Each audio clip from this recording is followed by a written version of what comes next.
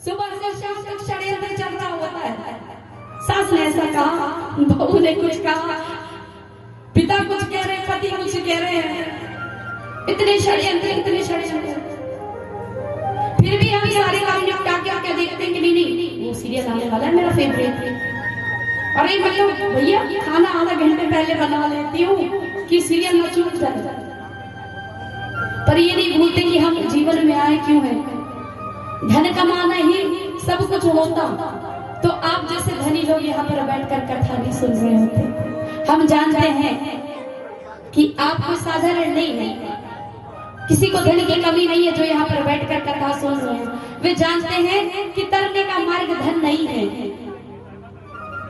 फिर भी इतनी श्रद्धा से आप बैठकर परीक्षा की भांति कथा सुन रहे हैं।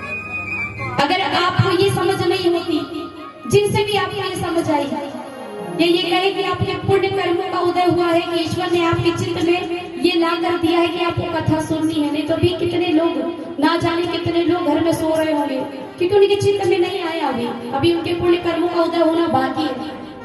पर आप बड़े सौभाग्यशाली, सौभाग्य के लिए अपने लिए जोरदार ताली आप सभी बजाएंगे, कत्तर ध्वनि से अपने आप का स्वागत करेंगे आप।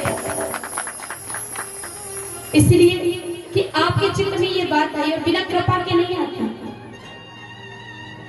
मन नहीं करता ना, आप यहाँ आकर बड़ा कष्ट मिल रहा होगा, बैठे हैं नीचे बैठ रहे हैं, टिकने को भी नहीं मिल रहा है, कुछ भी नहीं मिल रहा है, कुछ बातें समझ में आती हैं, कुछ नहीं भी आती, फिर भी समझना पड़ता है। और जब बातें समझ में नहीं आती और हमको मन लगा के सुनना पड़ता है तो नींद आने लगती है। और जब बात आनंद वाली आ जाती है तो फिर तो बड़ा ध्यान लगता है, अच्छी बात बता रहे हैं। तो ऐसे ही जो हमारे बुजुर्ग कहते थे, राम नाम लो, राम नाम लो। हम कहते हैं ये दादा और दादी ना बूढ़े हो गए हैं, कहते राम नाम लो, राम नाम लो। अरे क्यों लेना है राम नाम? किनके घर में बुजुर्ग एक बार हाथ उठाकर बताइए। एक अकेले आपके घर में बड़े बुजुर्ग हैं, बाकी लोगों के घर में नहीं है बुजुर्ग। अच्छा, और किनके घर में छोटे छोटे बच्चे हैं तो हाथ उठाइए। अच्छा, 2-4 लोगों के लिए, अच्छा ठीक है। और बाकी लोगों के घर में छोटे बच्चे हैं। अच्छा, कितने लोग जो परिवार के साथ रहते हैं वो हाथ उठाइए। बाकी लोग परिवार में नहीं रहते, ऐसा भी है। ये तो बड़ी अच्छी बात है कि आप लोग अकेले अकेले रहते हैं। अच्छा, कितने लोग सचमुच कथा सुनने आए वो हाथ उठा दे सभी लोग। एक बार दिखा दीजिए कितने लोग कथा सुन रहे हैं, आ जाइए, क्योंकि ये भी आवश्यक है। जब हम कहें ना तब हाथ उठाइएगा ताकि यहाँ पे रिकॉर्ड हो जाए। क्योंकि ये जो आप यहाँ पर दिखाई दे रहे हैं तो पूरे हाथ उठाइएगा ताकि पता चले कि आप आए थे और यहाँ पर उपस्थित थे। कितने लोग कथा सुनने आए हैं, हाथ उठा करके बताए। बोलिए जय जय श्री राधे, जय जय श्री राधे। अब हाथ नीचे करिए, बड़ी अच्छी बात है। जब कोई हमारे, कुछ लोग कहते हैं राम नाम नहीं लेना, कभी नहीं लेना राम नाम। अच्छा, क्यों नहीं लेना? अरे पता है राम नाम कब लेते हैं? पता है कब लेते हैं? जब कोई मर जाता है। कब लेते हैं राम नाम? जब कोई मर जाता है। अब इस हिसाब से तो बड़ा घातक हो गया ये नाम, हुआ कि नहीं? कि सोचिए जिस नाम को कब ले रहे, जब एक बार और घुमा दीजिए, जोर से बोलिएगा राम नाम। और सबसे यही, अब ये बताइए कि ये क्यों बोलते हैं? अच्छी बात है। अब ये पूछिए, पूछने का एक प्रश्न क्या है कि किस किस लिए बोलते हैं, तो पूछिए किसके लिए बोलते हैं, पूछिए, अच्छा लगता है पूछते हैं। एक बात बताइए, जो व्यक्ति जा चुका है, भगवान के धाम भी पहुंच चुका है, क्या वो सुन रहा है? तो किनके लिए कहा जाता है राम नाम सबसे है? प्रथम दिवस ही आपने जाना है, समझा है कि भगवान राम और श्याम एक है। अलग नहीं। और राम नाम क्यों लिया जाता है और किन के लिए लिया जाता है? तो जो चल रहे होते हैं ना, वो इसलिए लेते हैं कि जो बाकी लोग उन्हें देख रहे हैं, चल रहे हैं, वो सुने कि राम नाम ही सत्य है और सबसे यही। और आए क्यों थे, हमने बता दिया कि कैसे आए हैं, कितनी यात्राएं करके आए हैं, बड़े सरल शब्दों में, क्योंकि हमारा भी दायित्व होता है।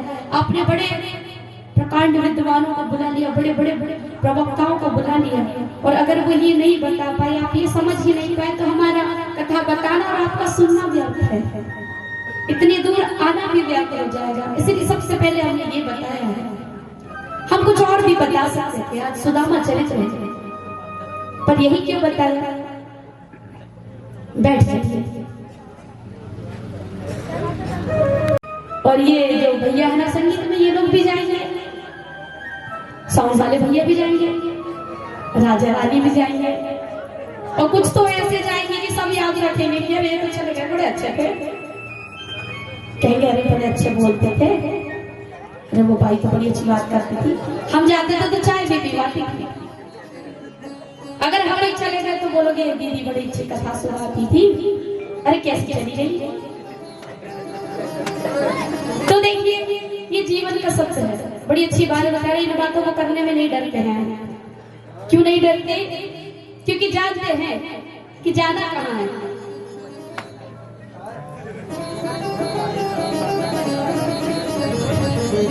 और देखिए बड़ी अच्छी बात तो ये है कि जानते हुए भी कि जाना कहाँ है, गति क्या होनी, उसके बाद में भी डर नहीं लगता, क्योंकि कलियुग का प्रभाव है ना महाराज। सोचते हैं जो हो रहा है अभी तो हो रहे, तो पुण्य कमा लेंगे, नाम जाप कर लेंगे, अच्छे अच्छे कर्म कर लेंगे, आखिरी समय में सब बैलेंस हो जाएगा, बैलेंस शीट तैयार हो जाएगी, तो कोई समस्या नहीं होगी। पर याद रखिएगा, जिस दिन हम जन्म लेते हैं सिर्फ माँ के गर्भ में ही हम बढ़ते हैं। याद रखिएगा, कहाँ बढ़ते हैं? माँ के गर्भ में।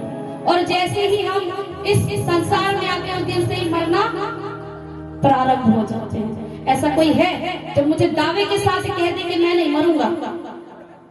है? कोई नहीं है। और ये सीधे है कि जिस दिन से हम संसार में आते हैं, उस दिन से ही मरना शुरू हो जाते हैं। सत्यता है, डरने की आवश्यकता नहीं है, सत्यता है। हम आपके लिए भी, हमारे लिए भी कह रहे हैं। पर अगर हम उस रहस्य को जान जाए तो बंधन से मुक्त होने में तकलीफ नहीं होगी, नहीं तो डरता हर कोई है। कुछ लोग तो कहते हैं कि अरे मर गया तो क्या होगा, इतना घर द्वार, इतनी जायदाद है, इतना सोना चांदी, पैसा भी रखा है। कुछ ने तो सांस गठान बांध के रखी पैसों, उनका क्या होगा? एक सेठ जी थे और बड़े विचलित मन के थे। अब उन्हें जब पता चला कि संत आए हुए हैं, कौन आए हुए हैं? अब देखिए हम कथा में पहुंचे। कथा का दीदी बाद में बात करते हैं। बिठा दो को भैया, बड़ी अच्छी है, सबको लीड कर रही है, बाद में नेता बनेगी। बैठ जाओ शांति से, शांति से। और जो मंच के पीछे कुछ बच्चे बड़ी आवाज करेंगे, भी शांत करा दें, क्योंकि माइक में बड़ी दूर तक आवाज जाती है। आप लोग कितनी दूर से आए यहाँ से? कौन कहाँ से आए एक बार बताइए जरा जोर से। कौन कहाँ से आया है? और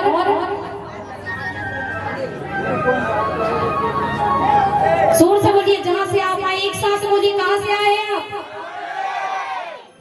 अच्छा, तो जब हम कथा सुनाते हैं तो आपके घर तक आवाज आती होगी?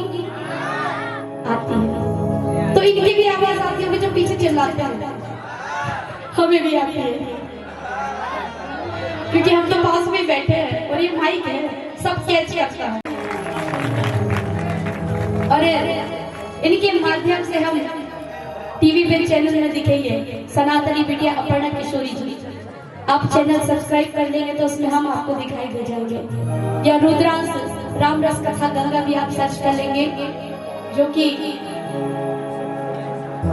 लिखा हुआ है, आप देख लेंगे तो उसमें भी आपको एक कथा लाइव देखने को मिल जाएगी। इसलिए बड़ी सावधानी से हमें वीडियो को बनाना पड़ता है, कोई गलती ना हो जाए, कोई त्रुटि ना हो जाए। कहानी सुनी है आपने? दादी नानी सुनाती थी या कब कहते थे कहानी सुनाओ ना, वो नियम है खत्म हो गया आजकल। कोई सुनाता है कहानी? नहीं सुनाता, नहीं सुनाता। चलिए आप सोच लीजिए कि हम कथा नहीं कहानी सुना रहे हैं, पर कहानी सुनने का एक नियम है, वो नियम पता है क्या है?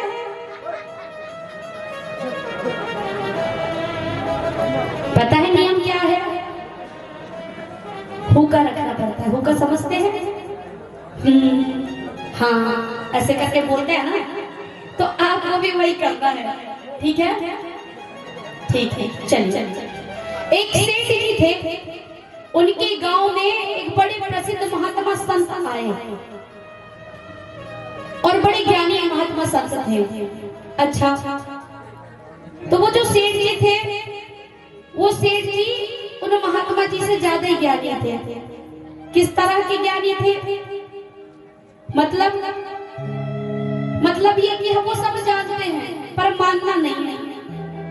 जैसे आप सब जानते हैं कि हमें करना है क्या और क्या नहीं करना, पर करते क्या है? जो नहीं करना चाहिए। हम कहते हैं कि जल्दी सो जाओ, मोबाइल मत चलाओ। आप क्या तो सो जाएंगे, थोड़ा सा तो मोबाइल चला लें। आजकल तो ऐसा है कि माता पिता मोबाइल लेकर के दे दे तो चौकीदार लगाने की आवश्यकता ना पड़े, मोबाइल लेके दे दें, लड़का खुद ही पूरी चौकीदारी कर लेगा रात भर मोबाइल देख देख के कि कौन चोर आया कौन नहीं आया। ये वाली चिंता तो खत्म हो गई। आजकल चोरियां होनी बंद हो गई है ना। हाँ, क्योंकि मोबाइल जो निकल गए हैं, एक अच्छी चीज हुई है मोबाइल के निकलने से। लोग जागते रहते हैं। चोर सोचता है कि मेरा कोई मोबाइल चला रहा होगा, अब चोरी कहाँ कर सकते हैं।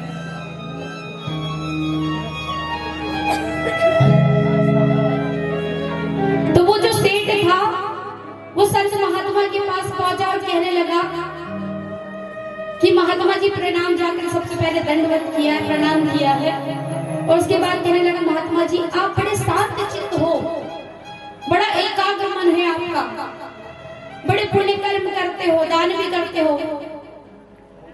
बड़े संत थे, बहुत पैसा आता था उनके पास, तो वो क्या करते थे? वो भी दान दे देते थे। कहते थे क्या करना है रख के, जितनी आवश्यकता उतना रखते थे और बाकी सब दान कर देते थे। तो वो आकर उनसे पूछते कि महात्मा जी मैं भी आपकी तरह बनना चाहता हूँ। क्या कहता है?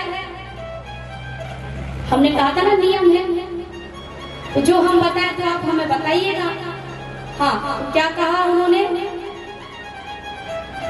कि मुझे आपकी तरह बनना है। क्या कहा?